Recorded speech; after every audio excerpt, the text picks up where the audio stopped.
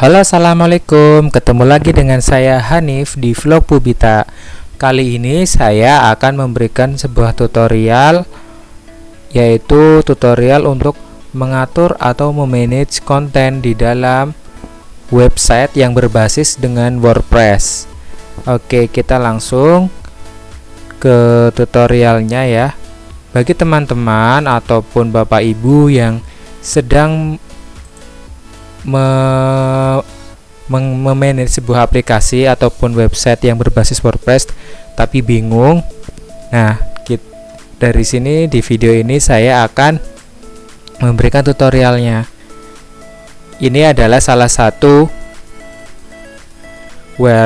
website atau company profile dari salah satu puskesmas, web puskesmas yang ada di Kabupaten Pemalang.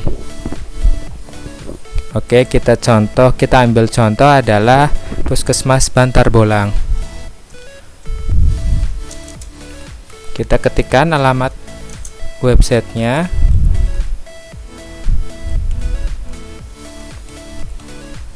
PKM Bantar Bolang.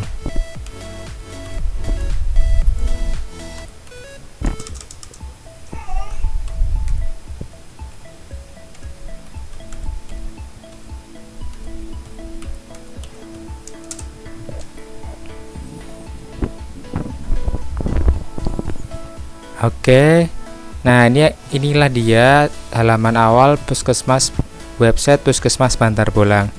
Terus bagaimana kita mau masuk ke dalam dashboard adminnya?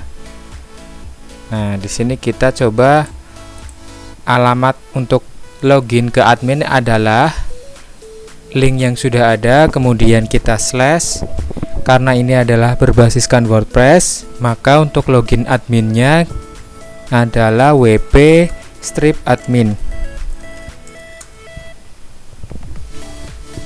Nah, ini untuk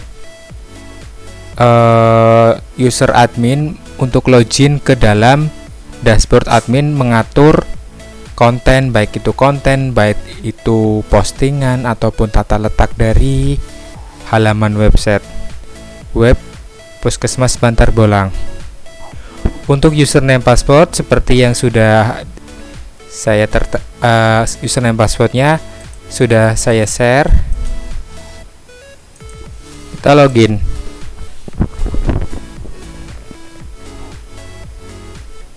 Oke, sudah login. Nah, ini adalah halaman awal dari dashboard admin. Nah, halaman awal dari dashboard admin yaitu berfungsi untuk melihat overview ataupun secara keseluruhan situs website kita. Baik itu ada quick draft, kita akan membuat postingan secara langsung, ataupun adalah plugin-plugin yang sudah kita install seperti Elementor ataupun site health. Di sini adalah status kesehatan situsnya seperti apa, dan aktivitas terbaru baik itu posting maupun pembuatan artikel, berita ataupun halaman-halaman baru. Nah, oke, sebelum lanjut saya akan memberikan deskripsi ataupun penjelasan singkat dari masing-masing menu yang ada di sebelah kiri ini. Nah, dari menu dashboard, kemudian home, ini yang seperti tertera di sini, kemudian update apabila ada pembaruan. Nah, ini masih bahasa Inggris ya. Nanti saya berikan tutorial bagaimana mengubah bahasa yang ada di dalam WordPress ini. Oke, update ini apabila ada pemberitahuan dari WordPress, karena WordPress ini merupakan CMS global atau publik. Jadi ketika sudah ada pemberitahuan ataupun pembaruan di dalam aplikasinya, nanti ada pemberitahuan untuk diupdate. Nah, untuk menu berikutnya adalah menu post. Di dalam menu post sendiri ada semua post, yaitu postingan yang dipublikasikan, baik itu dipublikasikan maupun belum ataupun masih berupa draft. Di sini ditampilkan semua berdasarkan kategori ataupun tagnya. Nah, kemudian kita add new, ini adalah untuk menambahkan postingan terbaru. Nah, add new di sini kita bisa menambahkan judul postingan, kemudian ini kontennya, baik itu isinya itu bisa berupa teks, artikel, gambar ataupun dokumen. Ini juga di sini sudah tersedia plugin. Nah, ini nanti plugin juga nanti saya akan jelaskan di berikutnya. Di dalam posting add new post, ini bisa ditambahkan post option, yaitu fitur post on homepage. Berarti nanti postingan ini akan menjadi headline dari website tersebut, misalnya Puskesmas Bantar Bolang. Nah, misalnya ada berita terbaru dari Bantar Bolang, nanti postingan tersebut yang akan tampil di depan. Jadi fiturnya di sini yang depan ini akan menjadi headline dari postingan atau halaman awal di Puskesmas Bantar Bolang. Nah, untuk setelah ini kita buat judul, kemudian tulis isinya, kita akan mempublikasikannya. Jangan lupa postingan itu termasuk dalam kategori apa. Misalnya di sini yang sudah diberikan adalah agenda, artikel, berita, download, atau pengumuman. Ini akan menjadi kategori-kategori, baik itu publikasi ataupun informasi. Silahkan Bapak Ibu admin dari Puskesmas masing-masing bisa membuat kategori masing-masing. Dan di sini adalah tag. Tag itu mungkin kayak seperti kita hashtag ya, kayak gitu istilahnya, yang lagi populer apa. Baik itu misalnya yang saat ini adalah tagnya adalah misalnya terkait dengan COVID, ataupun terkait dengan prokes, ataupun terkait dengan vaksinasi, ataupun terkait dengan pelayanan. Nanti tagnya di sini. Tag di sini berfungsi bisa seperti kategori, yaitu mengkelompokkan postingan yang dibuat, dan juga tagnya nanti bisa mengkelompokkan juga seperti kategori, seperti itu. Intinya seperti itu. Nanti fungsinya nanti bisa di dalam menu ataupun di dalam sidebar seperti itu. Oke, jangan lupa apabila teman-teman operator Puskesmas ingin menambahkan foto di dalam postingan, jangan lupa untuk menambahkannya di fitur image. Fitur image seperti halnya itu gambar thumbnail atau gambar yang utama, istilahnya gambar utama yang akan ditampilkan di dalam postingan tersebut gitu. Jadi dia akan tampil istilahnya sebagai cover. Di sini kan covernya adalah seperti ini ya. Contohnya ini adalah saya mengambil salah satu puskesmas di Pemalang, yaitu Puskesmas Banjardawa. Sebagai cover fotonya adalah kita kasih cover foto untuk di dalam postingan tersebut. Nah, selain di fitur image juga bisa dicantumkan di media gitu ya. Oke, kita lanjut ke kategori.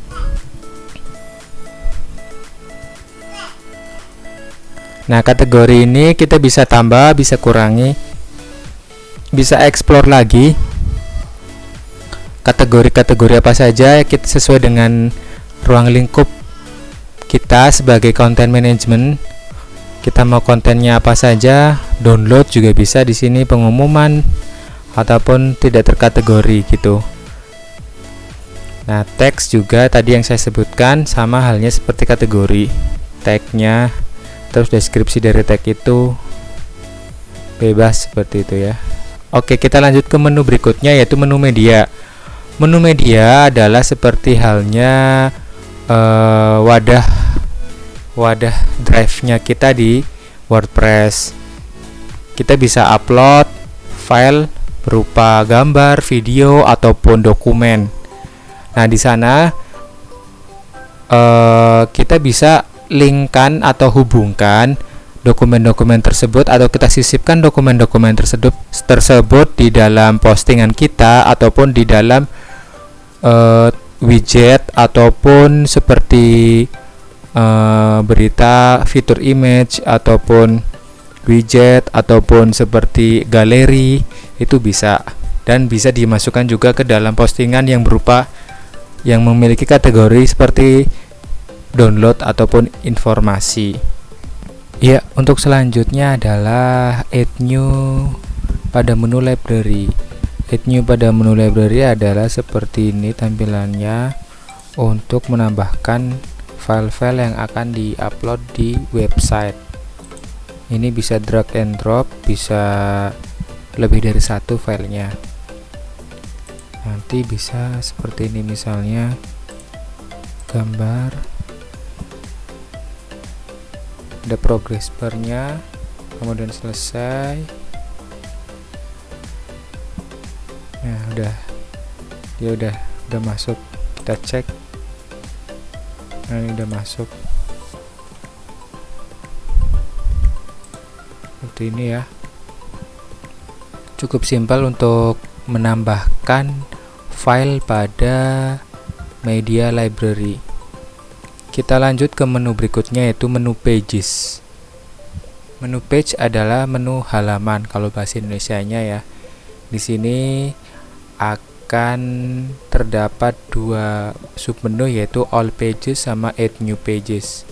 Nah, pages ini berfungsi sebagai pengatur menu nantinya pada halaman-halaman depan. Di sini adalah menu pages. Pages itu adalah yang nanti ditampilkan di dalam sini. Misalnya pelayanan publik, ini adalah bentuknya pages. Profil, visi, misi.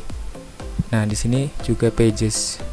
Pengaturan menunya kita nanti lanjut di appearance. Saya akan membahas menu pages terlebih dahulu. Menu pages kita di sini terdapat data halaman-halaman yang sudah dibuat. Baik itu misalnya di sini berita, beranda, informasi, kontak, latest, maklumat pelayanan, struktur organisasi, yang itu sifatnya adalah statis, di mana halaman itu bisa diakses oleh publik dan itu mungkin bersifat statis, seperti informasi yang sifatnya statis. Seperti itu. Oke. Pada menu ini ada add new. Kita coba add new. Di sini seperti halaman add new post ya. Tetapi bedanya nih, kita tidak ada kategorinya ya. Tidak ada kategori, tidak ada tag. Tapi kita seperti halnya post, kita bisa publish. Dan di menu pages ini ada judul pages, kemudian content pages. Content page-nya kita bisa edit menggunakan Elementor. Sama seperti halnya menu post. Kita membuat postingan.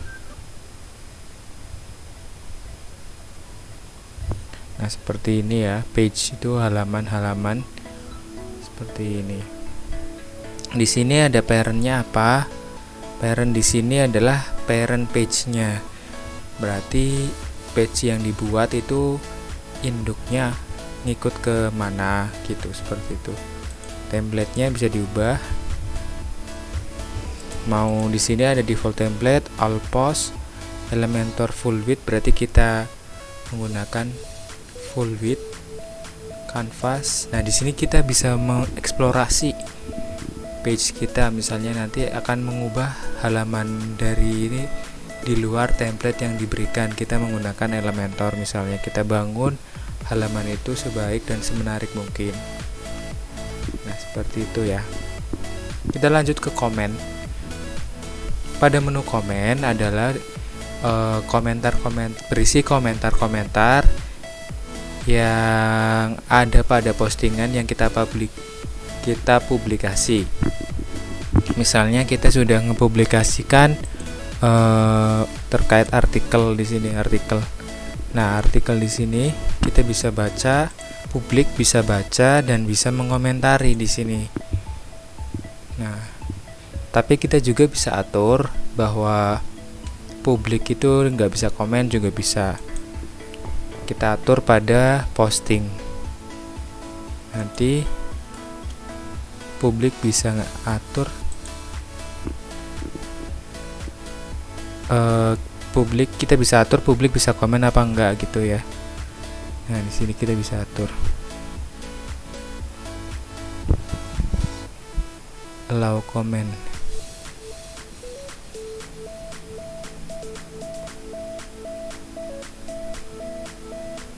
Atau di setting ya, kayaknya di setting deh, reading nih, setting, kemudian reading.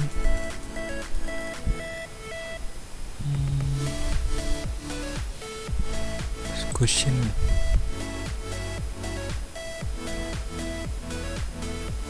Nah, ini kita centang nih, bisa nih kita nanti atur di sini komentar-komentarnya, boleh komentar apa nggak boleh gitu kan di sini.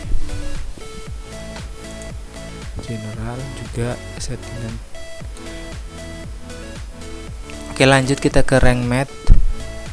Nah, rank math SEO. Nah, di sini sepertinya Bapak Ibu bisa explore di sini. Ini ada fitur tambahan saja.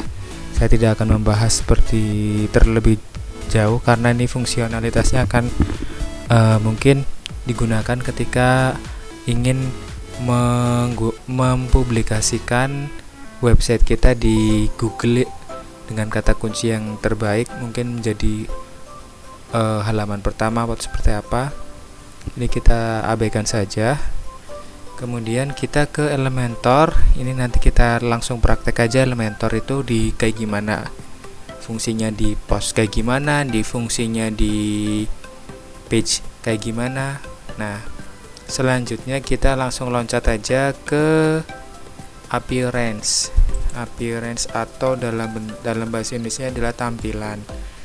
Di dalam appearance itu ada beberapa tema, yaitu ada beberapa submenu, yaitu tema, customize, widget, menu, header, background, theme, editor. Nah, tema ini kita bisa menambahkan dan mengaktifasi. Kita punya, barangkali Bapak Ibu memiliki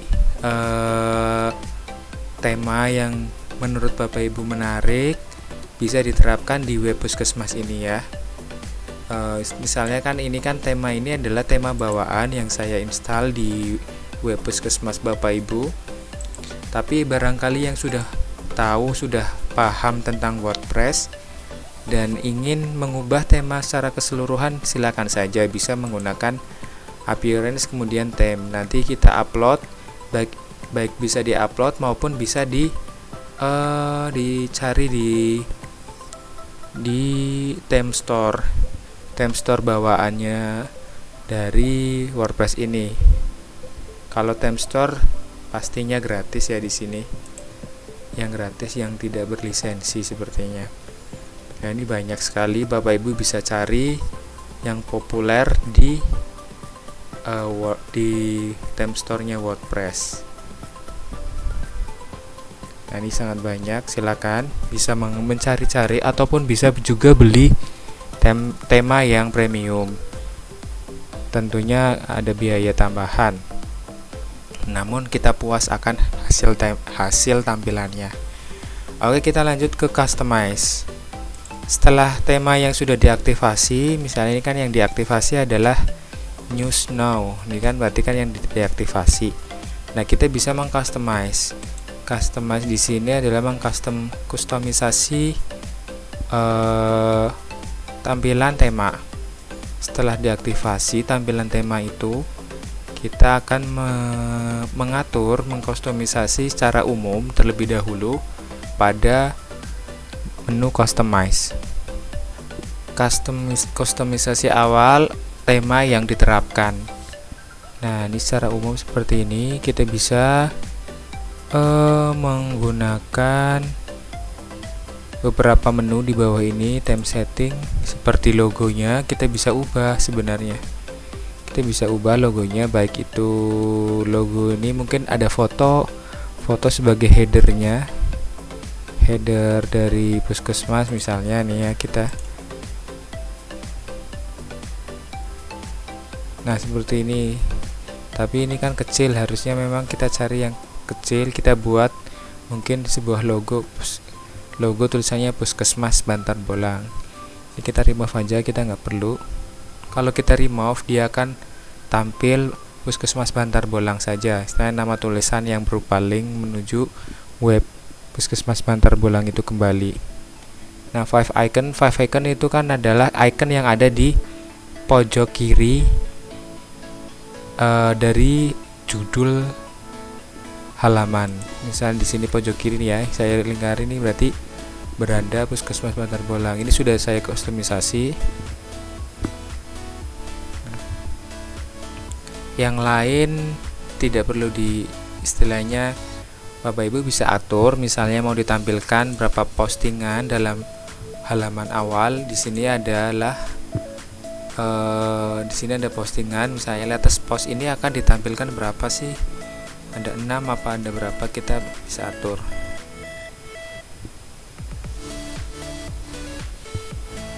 Nah, seperti itu, number of acceptable, kata-kata yang ditampilkan, terus number home atau archive bisa ditampilkan seperti ini ya, yang kurang lebih di atas saja yang lebih terlihat pengaturannya. Yang bawah-bawah itu sepertinya tidak terlalu berpengaruh terhadap tampilan. Kita kembali ke background image, kita bisa membuat background image-nya seperti ini misalnya ya. Bapak Ibu memiliki background image baik itu warna ataupun pola ataupun mungkin gradient bisa ditampilkan, bisa menjadi background. Misalnya kita di sini ada beberapa icon ataupun vektor, kita bisa memilih vektor ini sebagai background. Coba kita misalnya ini posisi tengah-tengah, coba perubahannya, jangan lupa setiap kali ada perubahan kita publish ya, kita refresh seperti apakah perubahannya. Loh, kok tidak bisa ya? Nah, mungkin karena memang settingannya background ini adalah putih, maka background image-nya nggak tampil ya. Nggak masalah, kita remove aja karena nggak perlu. Setelah background image kita ke menus. Nah, ini yang saya sebut tadi, ke menu-menus. Menu-menus itu ada dua jenis menu, yaitu main menu dan secondary menu. Main menu adalah yang ada di atas sebenarnya. Main menu di atas itu kita bisa mengesetnya melalui menu-menu kan, ke menu-menus maksud saya kan. Nah, di sini menu-menus. Di sini kita bisa berisikan adalah page atau halaman-halaman. Nah, di sini ada page yang kita tadi buat di dalam menu page. Isinya yang static, halaman statik yang istilahnya itu yang jarang berubah gitu kan. Nah, tapi juga disediakan secondary menu. Nah, di sini yang berupa data-data yang dinamis berubah, misalnya agenda, artikel, berita, yang istilahnya itu setiap kali bertambah. Jadi setiap kali bertambah, menu itu tidak akan berubah, namun bertambah pada kontennya saja. Misalnya ini kan kita berupa berita ya. Setiap kali postingan yang memiliki kategori berita, maka akan tampil di menu berita. Ketika kita mengeklik, nanti semua kategori berita tampil semua. Dan ini kita bisa ubah melalui menu-menus. Nah, di sini. Ini tampilan ini seperti ini. Kita kurang fleksibel untuk mengaturnya, maka kita keluar dari mode menu. Kita ke dashboard, kemudian ke menus. Nah, kita ke menu dashboard, kemudian ke menus. Nah, di sini kita bisa luas untuk mengatur menunya. Ada menu yang enggak pakai maaf. Nah, menu ini memiliki fungsi pengaturan menu. Nah, di sini kita akan mengatur menu apa? Di sini kita mengatur main menu kah atau secondary menu. Main menu itu adalah menu utama yang ada di sini dan secondary yang ada di atas. Sebentar, kita cek lagi. Secondary menu itu adalah letaknya yang ada di bawah, yang warna biru ini. Kemudian yang main menu itu yang di atas. Main menu itu isinya tadi yang saya buat adalah menu atas. Nah, di sini kita select dulu. Nah, yang di sini adalah isinya artikel, berita, download, pengumuman. Ini berupa kategori ya. Kategori itu yang menu di atas itu masuknya primary menu, menu primer. Kita ubah aja biar tidak ini. Berarti di sini kita tulis menu atas. Nah, ini menu atas. Ini menu atas, kita simpan aja. Nah, di sini menu bawah gitu aja ya. Kita select, jangan lupa untuk memilihnya.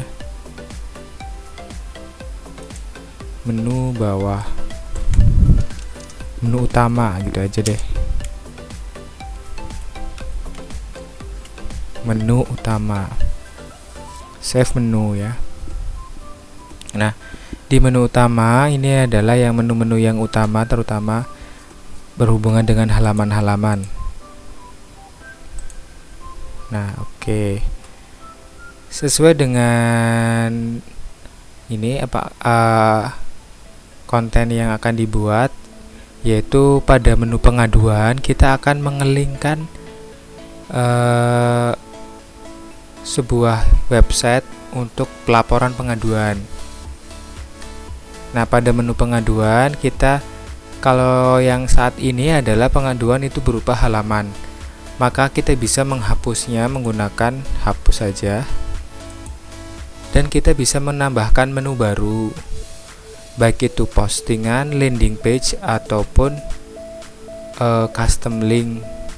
Nah, yang di sini kita karena hubungannya dengan halaman ataupun website lain, maka kita menggunakan custom link ya. Custom linknya adalah menu website lapor.go.id, terutama pada Kabupaten Pemalang, yaitu alamatnya adalah https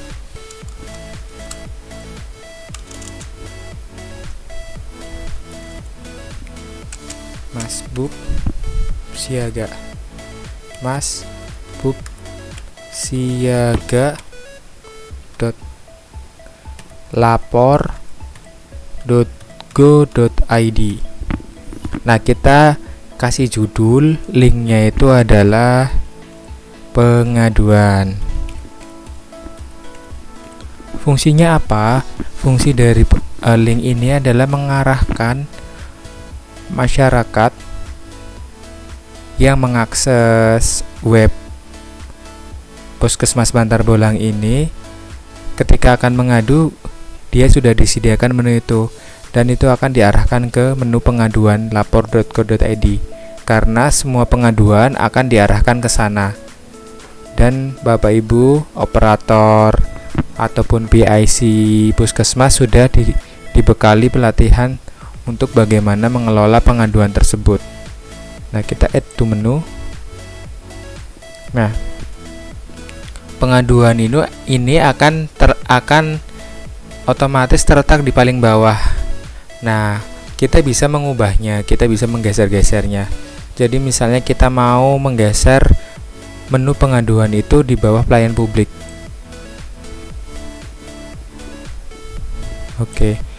Oke, dan jangan lupa setiap kali ada perubahan kita harus nge-save ya. Save menu.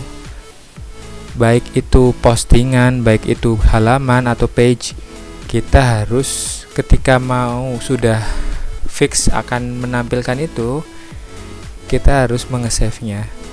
Kalau posting sama page itu kan publish, kalau ini kan kita save menu. Kita save menu. Udah ya, udah di save. Kita coba untuk mengeceknya. Bapak Ibu jangan lupa untuk membuka lebih dari satu tab ya, maksudnya untuk bisa mengetes perubahan apa yang telah dibuat di dashboard. Kita mengetesnya di website yang live. Kita refresh. Nah, ini ada pengaduan. Kita klik pengaduan. masbubsiaga.lapor.go.id. Jadi setiap kali ada pengaduan, masyarakat yang membuka website pengaduan, kita akan diarahkan ke website lapor.go.id yang memang officially untuk mengatur pengaduan. Oke, ini terkait menu ya. Untuk tutorialnya saya cukupkan sampai di sini ya. Lebih lengkapnya ikuti terus video part berikutnya. Karena part yang ini nyambung sampai part yang kedua sampai selesai, sehingga Bapak Ibu operator atau PIC web ilmunya komplit. Dari saya cukup sekian. Apabila ada kekurangan saya mohon maaf. Jangan lupa like, komen, dan subscribe channel Vlog Bubita untuk dukungan ke kami. Terima kasih. Wassalamualaikum warahmatullahi wabarakatuh.